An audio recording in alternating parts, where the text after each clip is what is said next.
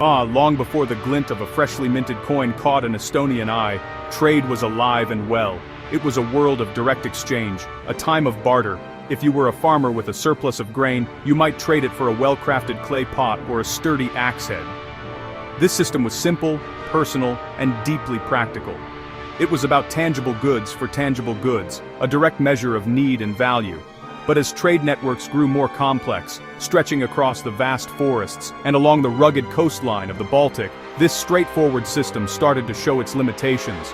A new, more universal medium of exchange was needed to bridge the gaps. The answer, for a long time, was silver, not in the form of neat round coins, but as something far more elemental, Hacksilver. This was the currency of the Viking Age, a raw and powerful form of wealth. Traders and warriors would carry silver objects with them, bracelets, brooches, rings, and even fragments of foreign tableware. When a payment was due, they wouldn't hand over a pre-weighed coin. Instead, they would take a sharp tool, a knife, or a small axe, and literally hack off a piece of silver. This chunk would be weighed on a small, portable set of scales, its value determined purely by its weight and purity. It was a brutal, direct, and incredibly effective system for its time. Imagine the scene, a bustling trading post on the Estonian coast, ships from distant lands moored in the bay. A merchant from the east displays his fine silks, while a local trapper offers a pile of rich furs. The negotiation is settled not with a jingle of coins, but with the sharp crack of metal being cut. Pieces of an ornate silver arm ring are weighed against a portion of amber. This was a system built on trust and the universally accepted value of precious metal.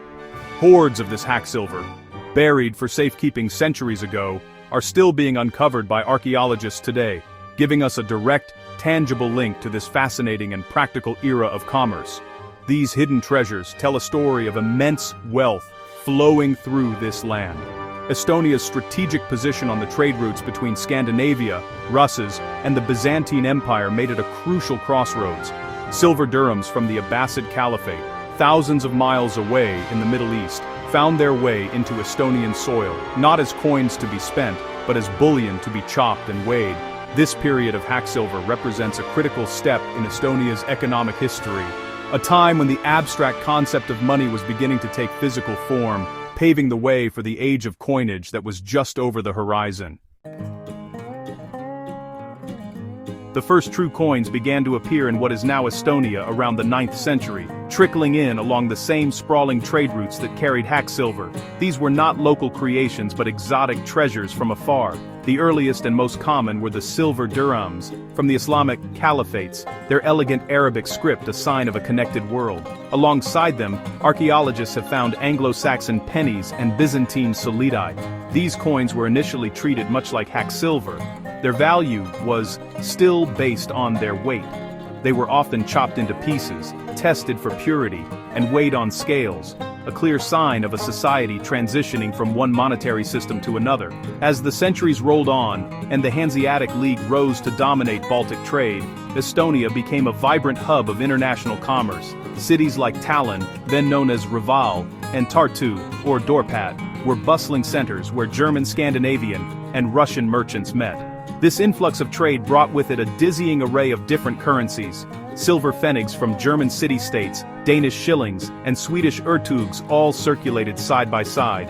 The local Livonian order, a branch of the Teutonic Knights who ruled the land, began minting their own coins, known as artigs and skillings, often bearing the cross of the order, a powerful symbol of their authority. Life for an ordinary person navigating this monetary maze must have been complicated. Every transaction could involve a quick calculation, converting the value of one type of coin to another. Money changers became essential figures in the marketplace, their tables piled high with different currencies, their expertise crucial for facilitating trade. The coins themselves tell stories of political shifts. When the Danish ruled northern Estonia, their coins became more common.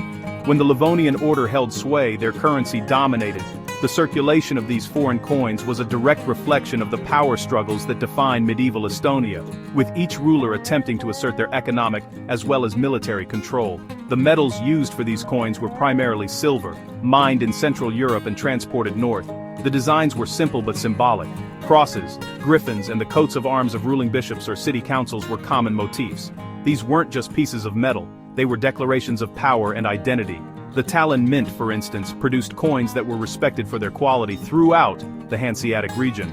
This period laid the groundwork for a monetary system that was deeply integrated with the rest of Europe, a legacy that would echo through the centuries to come. The 16th and 17th centuries brought profound change to Estonia, as the land became a battleground for rising empires. Swedish, Polish and Russian powers vied for control, and each brought their currency with them. During the period of Swedish Estonia, the Swedish riksdaler and its smaller denominations became the standard currency in the northern parts of the country. In the south, which fell under Polish-Lithuanian influence, the Polish gross and zloty were used.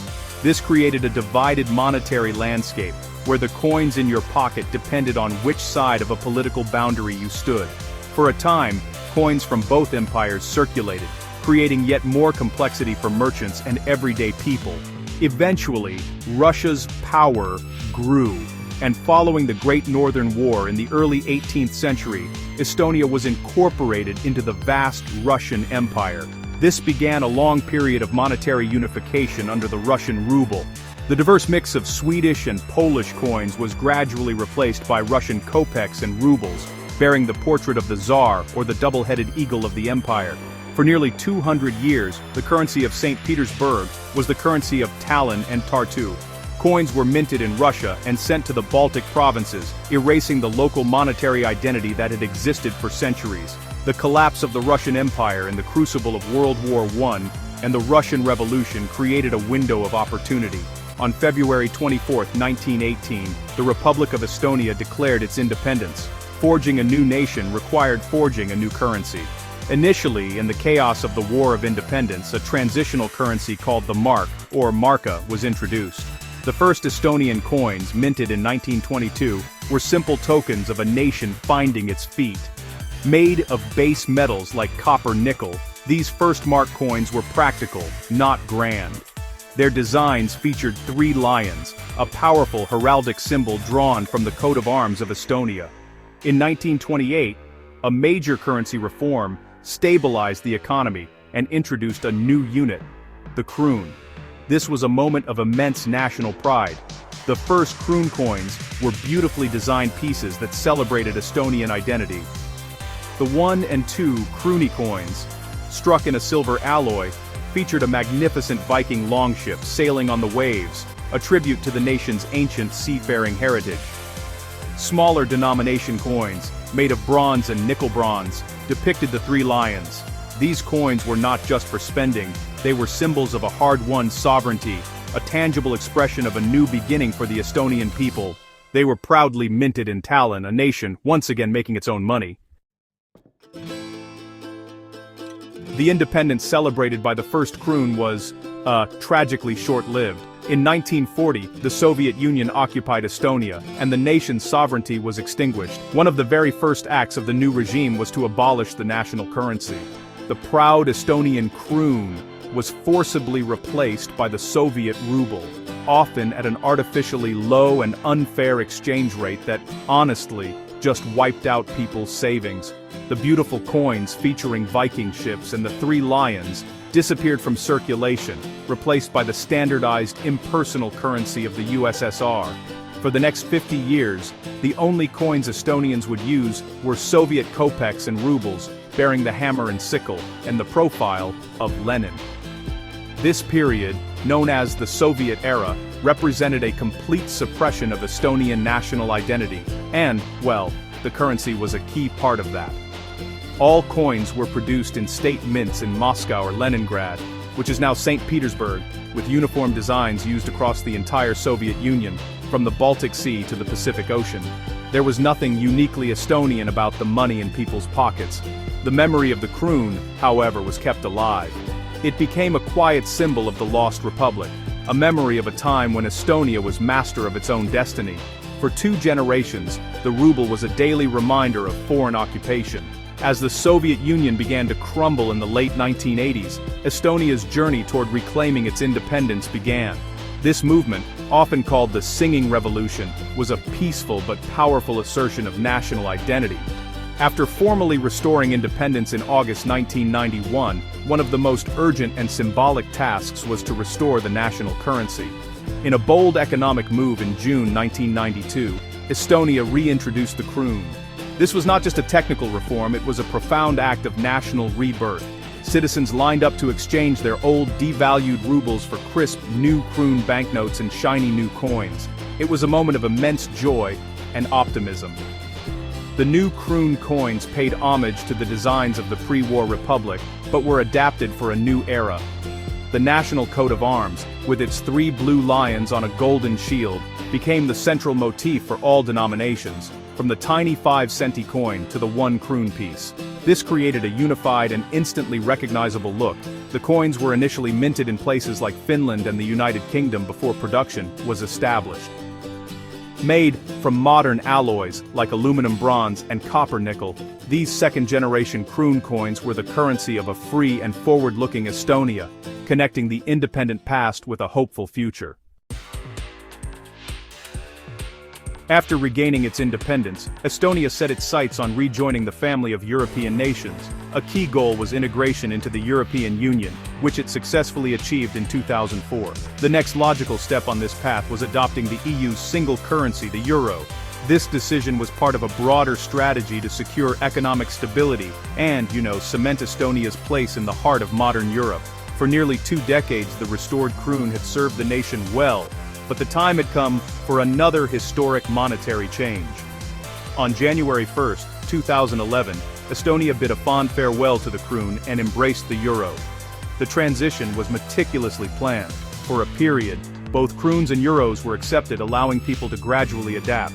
The change represented the final step in Estonia's journey from a post-Soviet economy to a fully integrated member of the Eurozone. While there was some nostalgia for the kroon, a symbol of reclaimed independence, the adoption of the euro was widely seen as a pragmatic and forward-looking move. It simplified trade with European partners and symbolized the nation's successful transformation.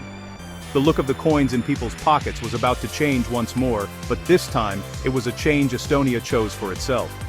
While euro banknotes are the same across all member countries, euro coins have a common side and a so-called national side. This allows each country to express its own identity. Estonia held a public design competition to decide what would feature on its coins. The winning design, created by Lembit Loomus, was elegantly simple: a single image of the map of Estonia. This design is used across all 8 denominations of Estonian euro coins, from the 1-cent piece to the 2 euro coin. The word for Estonia, Eesti, is inscribed below the map, along with the 12 stars of the European Union encircling the design.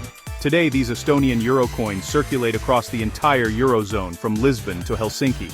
A person in Spain or Germany might receive a coin in their change that carries the map of Estonia, a small but powerful ambassador for the nation. The journey of Estonia's coinage is a mirror of its history, a story of trade, conquest, resilience, and a triumphant return to the heart of Europe. From the raw, hacked silver of the Vikings to the sleek modern euro, the money of Estonia tells a remarkable tale of a small nation's enduring spirit and its ever-evolving place in the world.